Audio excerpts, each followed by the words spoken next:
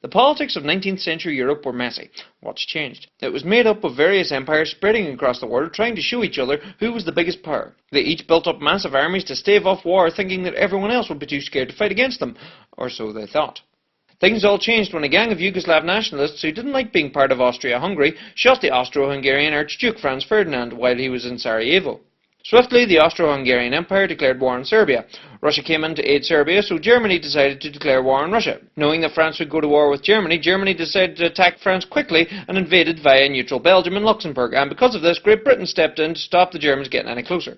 It was a mess of allegiances and old rivalries with two sides forming, the Allies and the Central Powers. And so began what became known at the time as the Great War, the war to end all wars.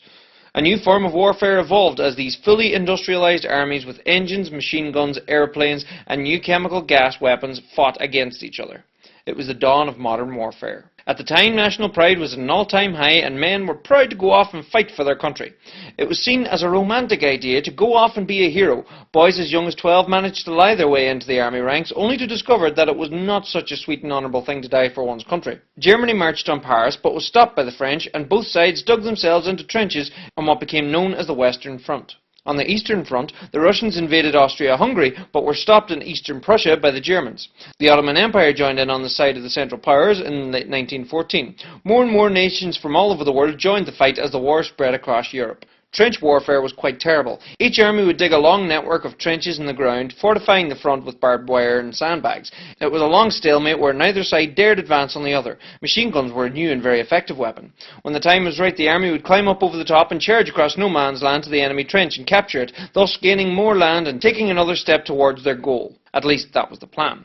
Spirits were high at least when the first Christmas came by. Both forces climbed out of their trenches to celebrate Christmas together, and talk, share stories and play football. When Christmas ended, they would climb back into their trenches to become enemies once again. Conditions in the trenches were dreadful. Soldiers in France and Belgium found their feet rotting away from the constant damp. In contrast, Australian, New Zealand and Ottoman soldiers fighting in Gallipoli had blisteringly hot trenches where rain and cold were replaced with dehydration and overheating. Disease was everywhere in the trenches. 1916 saw a renewed push on the Western Front from both sides. Thousands of French died at Verdun as the Germans unleashed their chlorine gas. The infamous Battle of the Somme was a long and grueling battle that lasted from July to November. The first day alone saw over 80,000 men wounded or killed, mostly British due to disastrous attacks. Fundamental errors and contradictions from the High Command led to confusion and unclear plans. In places, soldiers weren't organised in time to charge, so by the time that they got going, the artillery had stopped firing on the Germans, allowing them to easily fire upon their attackers. Planes and artillery were supposed to clear the German barbed wire, but the shrapnel was ineffective against the wire. When the order came to go over the top, thousands of men ran out to their death to be caught on the barbed wire and picked off one by the German machine guns. This battle saw the first use of tanks by the British. Ultimately, France and Britain pushed against Germany and gained much ground. By Christmas 1916, no man wanted good cheer wished upon their faceless enemy. During 1916 also, before the Somme, Irish Republicans staged an uprising in Dublin in the hopes to catch Britain while they were distracted by the war. It was crushed by Britain, but after executing the rebel leaders, Irish support for Britain and the war dropped, at least in the south of Ireland. Most Irish troops after that came from the Protestant north. On the sea, Britain mined many patches of international water to stop movement of German ships. Germany was blockaded. After many naval battles, Britain tried to stay in control of the seas, above the water at least. Germany were on the attack with the U-boat submarines, adding a new dimension to naval warfare. They could attack without warning. They sank many ships, including the ship the Lusitania, and because this broke loads of war rules, it ultimately influenced the United States of America to enter the war, 2 years later. The British pushed up through the Arabian Peninsula with T.E. Lawrence, aka Lawrence of Arabia, helping to organise the Arab revolt against the Ottoman Empire. In 1917, the Russians had a series of revolutions. In the February Revolution, the Tsars were gotten rid of, but Russia remained in the war. In the October Revolution, the Bolsheviks took control and brought power to the people and sowed the seeds for communism in Russia. The Russians signed a treaty with Germany and pulled out of the war, causing an initial difficulty for the enemies of the Central Powers. The Allies, however, became refreshed with reinforcements from the United States of America, who eventually decided to enter the war in 1917, after Germany tried to convince Mexico to attack them. Germany made a fierce and effective push before the Allies could use their advantage. However, American troops continued to arrive in such great numbers that Germany's army couldn't last any longer. The Allies pushed up from Italy, the Balkans and the Middle East, putting Austria-Hungary, Bulgaria and the Ottoman Empire out of the war.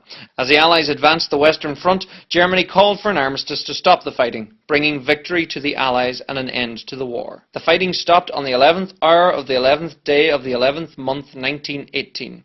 It took 6 months to negotiate terms, and it was ultimately decided that the Central Powers were to pay for the damages they had caused in the war. Germany only fully paid off this debt in 2010. The map of Europe was redrawn.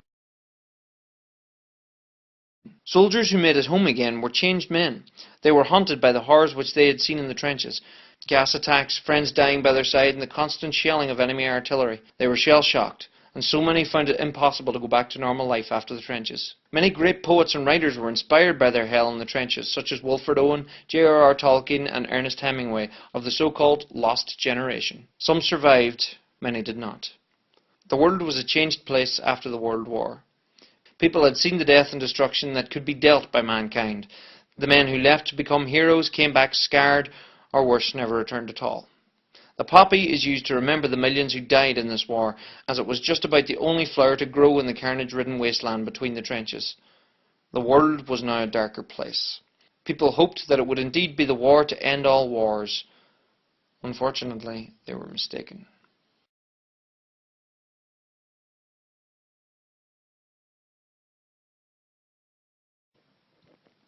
If you like this video, please subscribe, and you can follow me on Twitter at John D. Ruddy Actor, or find me on Facebook through Mannyman Comic and John D. Ruddy Artisty Actory Guy. And if you want to find out more about World War I and also the Easter Rising of 1916, I'll be doing an Irish tour of the play The Rising by Joe O'Byrne, where we tell the story of the Easter Rising through the eyes of two friendly foes, Billy McKay, a loyalist from Belfast, and Paddy O'Brien, a Republican from Dublin. The dates are up here, and you can find out more on Facebook. Thanks so much for the support. Glad you enjoy it.